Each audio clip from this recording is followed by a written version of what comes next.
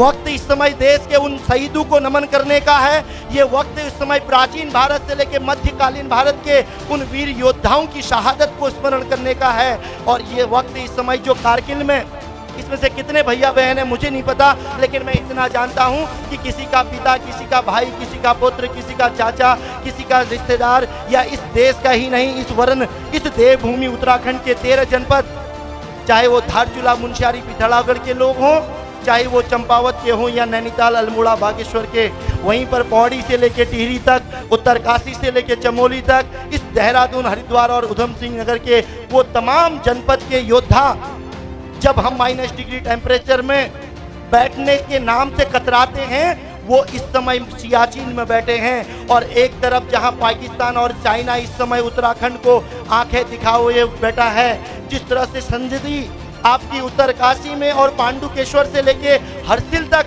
China आपके ऊपर खड़ा है, तो निश्चित रूप से हमारे योद्धाओं की भूमिकाओं के साथ साथ आपकी भूमिका का भी एक सकारात्मक रूप से सजग रहना जरूरी है। दोस्तों, मैं निवेदन करना चाहता हूं और नमन करना चाहता हूं इस स्कूल के माध्यम से। कल एक सूरज सिंह और एक सुरजीत सिंह नाम के 2 योद्धा आपके इस राज्य से शहीद हुए। हमारे लिए तो एक जवान शहीद होता है दोस्तों, लेकिन एक माँ के बुढ़ापे की लाठी टूट जाती है। जिस समय एक माँ के सुहाग के मिटने की बात होती है, जिस समय एक बच्चे के अनाथ होने की बात होती है, अगर हमारे चेहरों में उस समय मुस्कान आए तो उससे पता चलता है कि हमारी तालीम के साथ साथ अगर तहजीब भी अच्छी हो जाती तो शायद उस माँ के आंखों में आंसू नहीं आते। वरना क्या औकात थी उस पाकिस्तान की, जिसकी औकात नहीं उत्तर प्रदेश के बराबर करने की, जिसकी औकात नहीं उत्तर प्रदेश के बराबर करने की, वो हिंदुस्तान को मिटाने की बात कर रहा है। जिसकी औकात नहीं पेट भर खाने की, वो तिरंगे को मिटाने की बात करता है। दोस्तों, मैं निवेदन करना चाहता हूं अपने भैया बहनों से, ये प्रोग्राम होने के लिए कई समय से हम लोग प्रयास कर रहे थे, और मैं बताना चाहता हूं कि 1400 विद्यालयों में ये सजग इंडिया के माध्यम से आज करोड़ों लोग इस मुहिम में जुड़े हैं। मैं चाहता हूं कि आज आपकी जो ऊर्जा है वो नकारात्मक नहीं होनी चाहिए।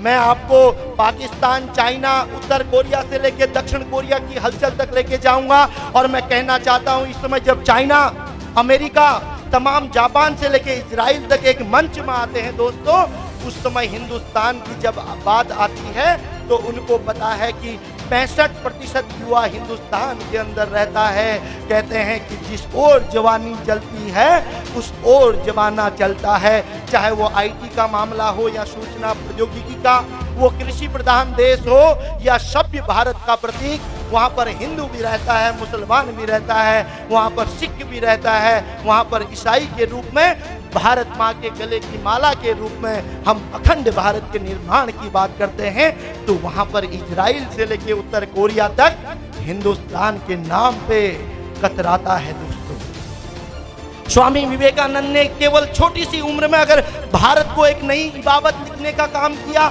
APJ अब्दुल कलाम एक मछुआरे के बेटे से लेके मिट्टी कंकड़ पत्थर में बैठने से लेके उन्होंने देश का प्रथम व्यक्ति राष्ट्रपति के नाम पे काम कमाया, तो इस SGRR में बैठने वाली हमारी बहनें, इस SGRR में पढ़ने वाले हमारे भैया अपने राष्ट्र के निर्माण में अहम भूमिका क्यों नहीं निभा सकते? क्योंकि एक जमाना देश के उन योद्धाओं का था जब देश बलिदान मांगता था।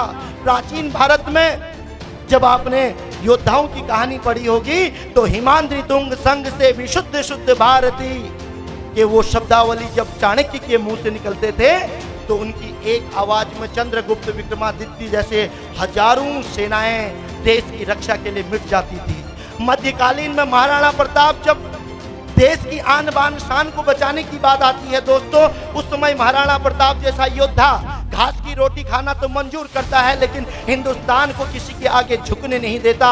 वो भारत माँ की रक्षा के लिए कट जाता है, लेकिन किसी को उसके आगे झुकने नहीं देता। उन विरोधियों शक्तियों को नष्ट कर देता है, स्वयं मिट जाता है, लेकिन भारत को नष्ट नहीं होने देता।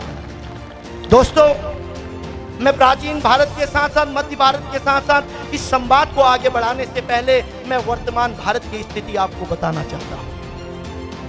आज हम स्वतंत्र भारत के स्वतंत्र नागरिक हैं। हमको सौभाग्य मिला है कि हम इस विद्यालय में पढ़ रहे हैं। लेकिन इसी समय दोस्तों याद करो वो कुर्बानी 1961 की, वो कुर्बानी 1962 की, वो कुर्बानी 1965 का, वो युद्ध 1999 का, और वो याद करें आपात की स्थिति जब और हम पैदा भी नहीं हुए थे 1975 की, उस समय भी देश ने बलिदान मांगा था। कारगिल की युद्ध की कहानी मैं बताऊंगा।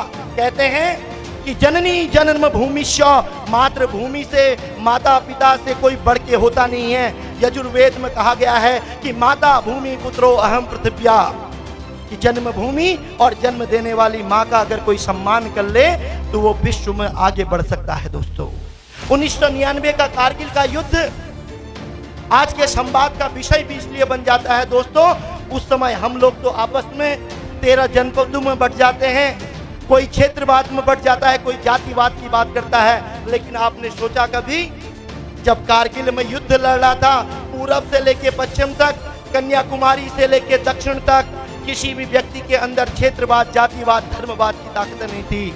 लेकिन आज जिस तरह से जम्मू कश्मीर में कुछ अलगाववादियों के उकसाने पे हमारे युवा साथी अपने पथों से भटक रहे हैं, जिस तरह से आज आतंक का नशा जो विश्व में 500 बिलियन से भी अधिक का तीसरे नंबर का सबसे बड़ा व्यापार है दोस्तों, जब हमारा दोस्त नशा करता है तो उस समय एक जवान के सीने में गोली लगती है दोस्तों, उस समय एक माँ का मांग का संदूर मिट जाता है दोस्तों। तो मैं निवेदन करना चाहता हूँ 1999 के कारगिल में एक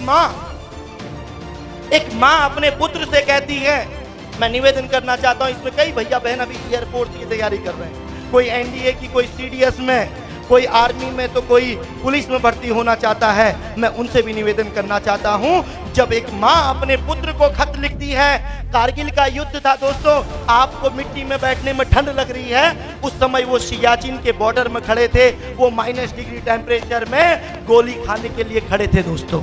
माँ कहती है पुत्र से और एक पत्र लिखती है, उस पत्र का व्याख्यान मैं आपके सामने करता हूँ। एक जवान को जब खत मिलता है माँ का, तो वो क्या बोलती है सुनिएगा दोस्तों। माँ जब पुत्र को खत लिखती है तो एक जवान दूसरे जवान को बताता है, कहता है कि अम्मा ने खत लिखा बड़े चाव से, अम्मा ने खत लिखा बड़े चाव से, पुत्र में दूध न मेरा लजाना, अम्मा ने खत लिखा बड़े चाव से, पुत्र दूध न मेरा लजाना, एक इंच भी पीछे मत हटना, चाहे इंच इंच कट जाना।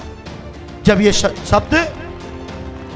ये शब्द उस बच्चे के, उस योद्धा के कानों में जाते हैं, वो माँ को नमन करता है और युद्ध में आगे बढ़ जाता है दोस्तों। पहली गोली उस युद्ध में उस जवान के वृक्ष स्थल में लगती है, वो जवान घायल हो जाता है दोस्तों। वो आपका भाई हो सकता है, मेरा भाई हो सकता है, किसी का पिता हो सकता है, किसी का पुत्र हो सकता है, किसी का सुहाग बन सकता है दोस्तों। जब वो युद्ध में घायल था तो युद्ध की पहली गोली जब उसको लगती है तो अपनी माँ को याद करता है, हम विद्यालय में नहीं बैठ सकते, वो शहादत की ओर जाता है। हम 6 घंटे फिजिक्स, केमिस्ट्री, कॉमर्स और बायो के नहीं पढ़ सकते, वो देश की रक्षा के लिए कट जाता है दोस्तों। तो उस समय जब उसको पहली गोली लगती है तो कहता है कि माँ आज तेरा पुत्र इस युद्ध में घायल हुआ है, देख उसकी इस वीरता को देखकर ये दुश्मन भी उसका घायल हुआ है। माँ पहली गोली लगी है मुझे, मैं रक्त में पिटा हूँ, मैं रक्त में विचरण करते हुए भी सौगंध तेरी खाता हूँ। माँ सौगंध तेरे उन शब्दों की जिसमें तूने कहा था कि 1 इंच भी पीछे मत हटना, चाहे इंच इंच कट जाना। माँ आज मैं 1 इंच भी पीछे नहीं हटा हूँ, आज तेरा पुत्र इंच में कटा हूँ। मैं बस अपने फ्रेंड से ये बोलना चाहती हूँ कि वो और किसी के लिए नशा ना छोड़े, जो अपने पेरेंट्स के लिए अपनी फैमिली छोड़ सकते हैं, क्योंकि अगर वो अपनी फैमिली, अपने पेरेंट्स से प्यार करते हो तो नशा नहीं करेंगे कभी भी। जैसे कि जानते हैं युवाओं के अंदर एक जोश होता है, अगर हम नशे की ओर ना जाके अपने देश के निर्माण में सहयोग दें तो बहुत बेहतर होगा, और नशे से दूरी बनाए और साथ ही सबको संदेश दें अपने साथ वालों को। हमारी बात जो है, हमारे साथ वाले ज़्यादा बेहतर समझेंगे, क्योंकि वो भी उसी पीरियड से जूझ रहे हैं जिस समय हम हैं। तो हम अपने आप कैंपेन चलाएं और अपने दोस्तों को और अपने राष्ट्र निर्माण में मदद दें। सर आपने देखा होगा जो नेशनल हाईवे है देहरादून में, सर उसके रोड के आसपास सर जैसे ड्रग्स की शॉप्स हैं, प्लस साइड से सरकार ने भी कहा था कि हाईवे के 2 किलोमीटर के दायरे से दूर रहेंगी शॉप्स। सर यहाँ पे आराघर में देख लीजिए दुकानें खुल रही हैं, सर उन्हें बंद होना चाहिए। जो लोग होते हैं नशा करते हैं कि जो नौकरी करते हैं वो उससे लोगों के लिए कैंसर या फिर आदि बीमारी होती है और लोग भागते मर भी जाते हैं उसकी वजह से। तो आप कहना चाहेंगे अपने दोस्तों को, क्या कहना चाहेंगे? मैं आप सबको कहना चाहता हूँ कि आप सब स्मोकिंग मत करें क्योंकि उससे आदि वो कैंसर ये वगैरह होते हैं, इसलिए आप लोग मत करें। आप कभी करेंगे जीवन में? मैं तो नहीं करूँगा। कभी नहीं करेंगे। देश में ना नशा बंद होना चाहिए जी। क्योंकि लोग बच्चे यहाँ के सोचते हैं कि हमने ऐसा करके बहुत बड़े हो गए हैं जी। और सर इसकी देश में कार्रवाई की जानी चाहिए। तो आप इस मीडिया के माध्यम से प्रधानमंत्री मोदी जी को भी संदेश देना चाह रहे हैं कि नशा बंद हो? हाँ सर, लोग नशा करते हैं और सोचते हैं कि हम बहुत बड़े हो गए। बेटा आप नशा बचाने के लिए क्या करेंगे? सर देश में नशा बंद होना चाहिए। आप क्या करेंगे?